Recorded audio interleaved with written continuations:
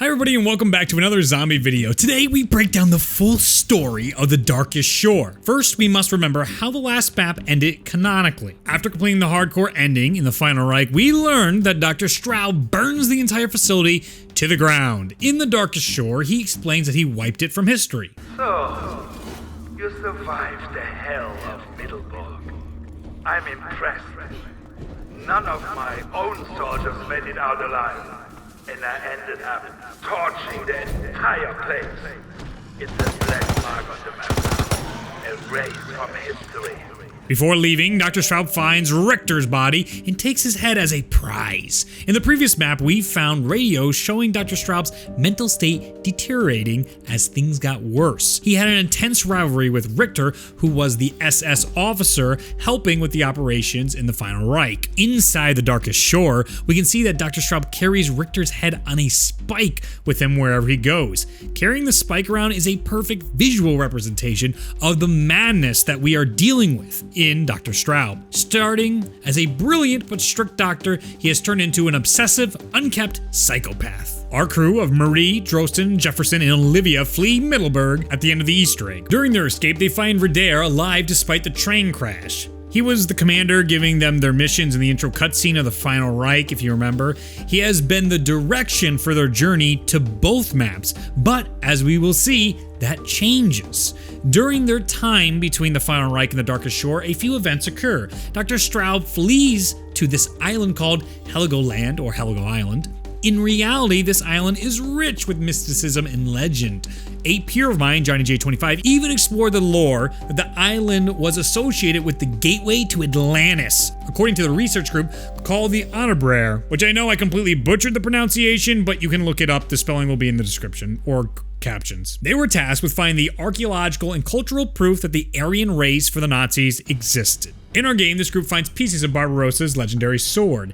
Each piece of the sword contains huge amounts of power, causing the Germans to use these pieces to make scientific breakthroughs in their technology. The Germans also take interest in the legend of Barbarossa, who is said to bring Germany back to its rightful place as an empire. Inside our game, this is the Germans' last-ditch effort to save the dream of the Third Reich because they are starting to lose the war. Dr. Straub returns to this island because this is the original location of his creations. He tells our crew inside the map that he has been storing the zombies in the depths of this island for years. Our characters have quotes saying there must be tens of thousands of zombies kept down there. There must be thousands of those demons stored here. Tens of thousands. While Straub regroups at the island, an informant named Red Riding Hood relays information to Ravenscrown. It is possible Ravencrown is Ridu from the opening cutscene because he was coordinating all the operations. He kept information from our crew in the Final Reich prequel video. Whatever they found, it's being used to power some kind of experiment. You have no idea what you're dealing with, do you? Your mission is to seize that relic.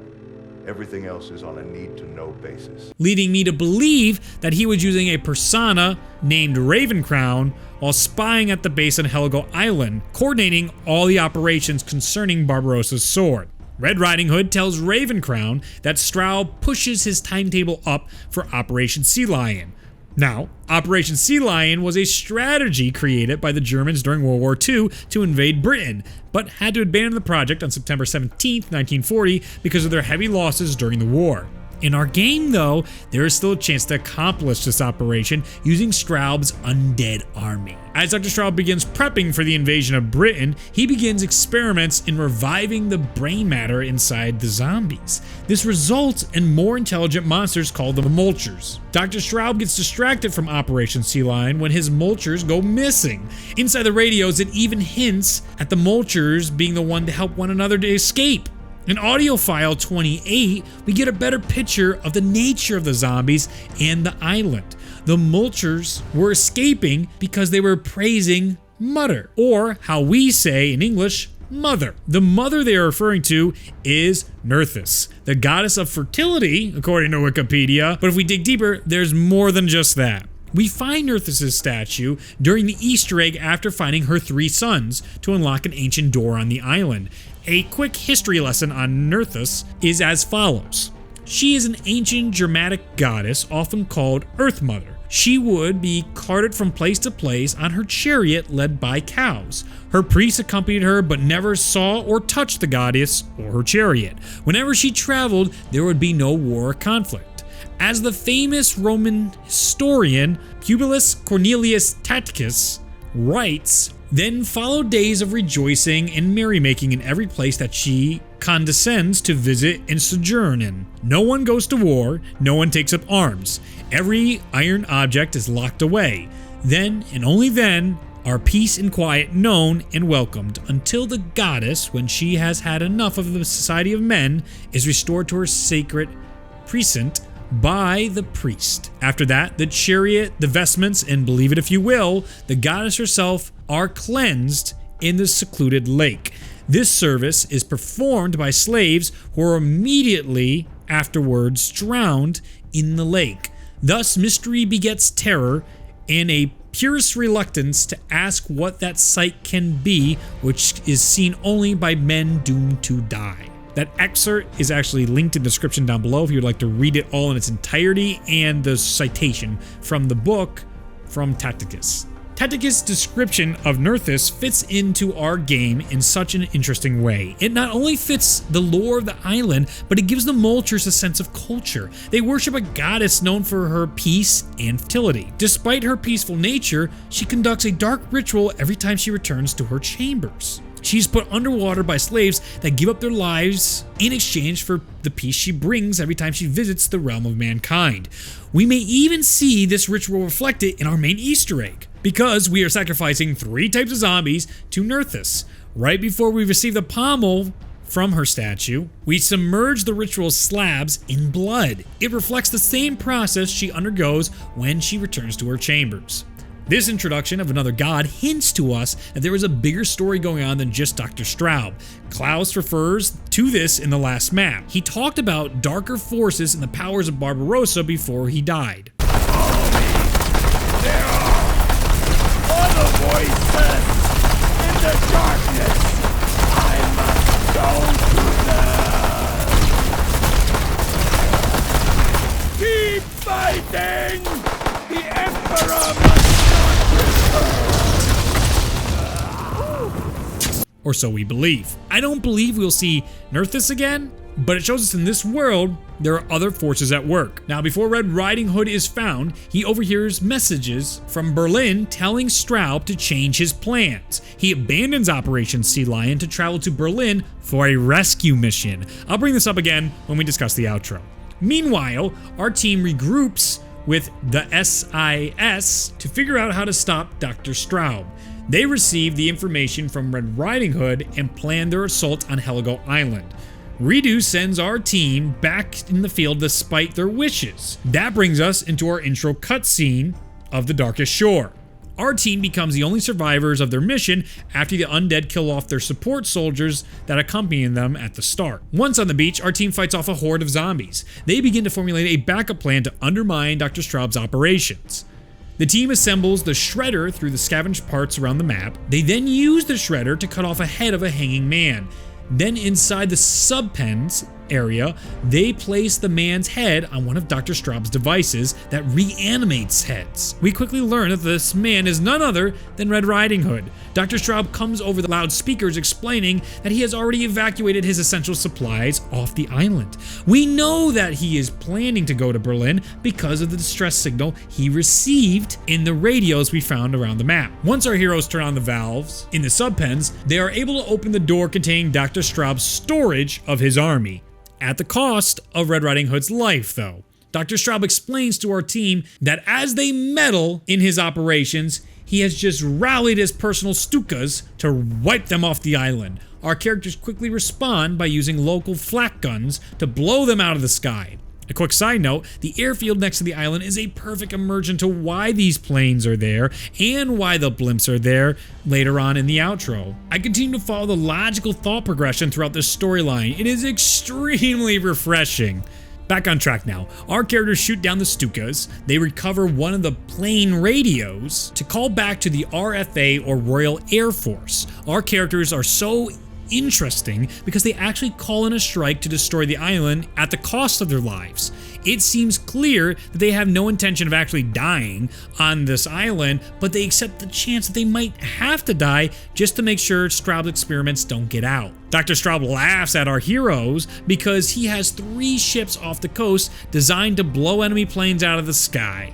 By the time the RFA gets to the island, they will be destroyed by his defenses. Quickly, our characters return to the zombie holding chambers in the subpens. They summon a bomb zombie who brings the ammo for the giant flak cannon at the top of the base. Our team dispatches the 3 battleships, securing clear skies for the bombing run.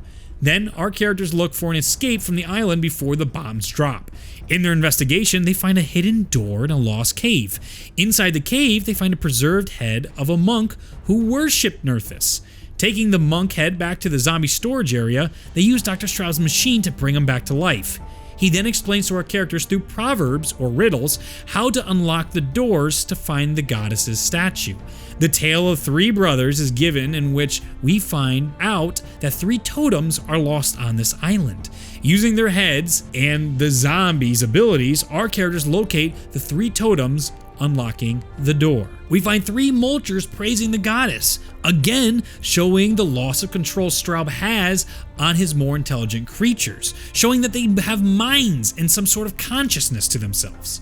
It also shows the influence this goddess has over some of the undead.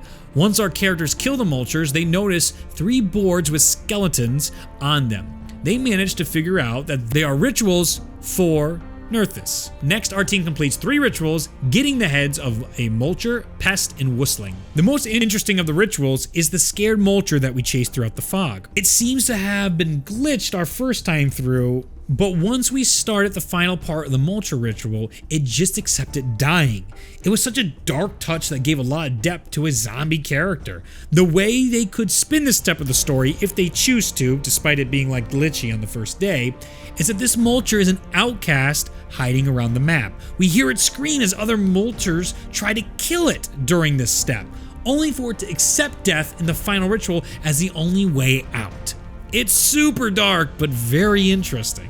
Once all 3 rituals are complete, our heroes retrieve the monk head and place it on the last hook in Nerthus's room. Our characters then kill zombies until they submerge the 3 sacrifice slabs under blood. Notice how this echoes Nerthus's legend, where she submerges herself in water to return to her dwellings. Our reward for completing the final ritual is Nerthus's statue, revealing the pommel of Barbarossa. I want you to also note that Olivia points out that there is only 1 part left. Only the blade remains. This means in DLC 2, we will retrieve the blade, leaving us 2 more maps to progress the story. Right now it makes sense to me that Dr. Straub has our team assemble the sword so he can steal it.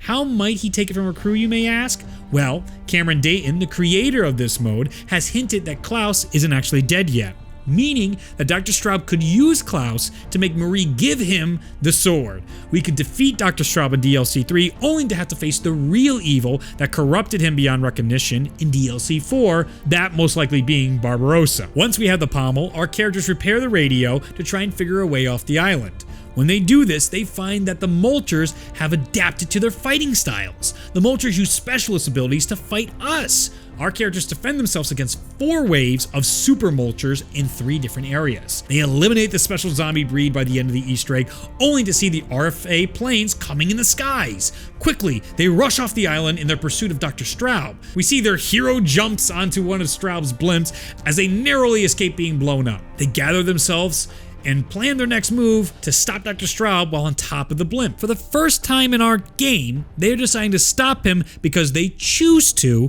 not because Redo is telling them to or tricking them to. Olivia points out that the blimps aren't headed to Britain before the outro cutscene ends, once again feeding into the radios in this map telling us they're going to Berlin on a rescue mission. That is the story of the Darkest Shore. It was an absolute joy putting this video together. I want to congratulate Sledgehammer on making something so interesting in just 1 DLC. That doesn't mean I don't love Treyarch, by the by. I just really enjoy what Sledgehammer's trying to do for their game.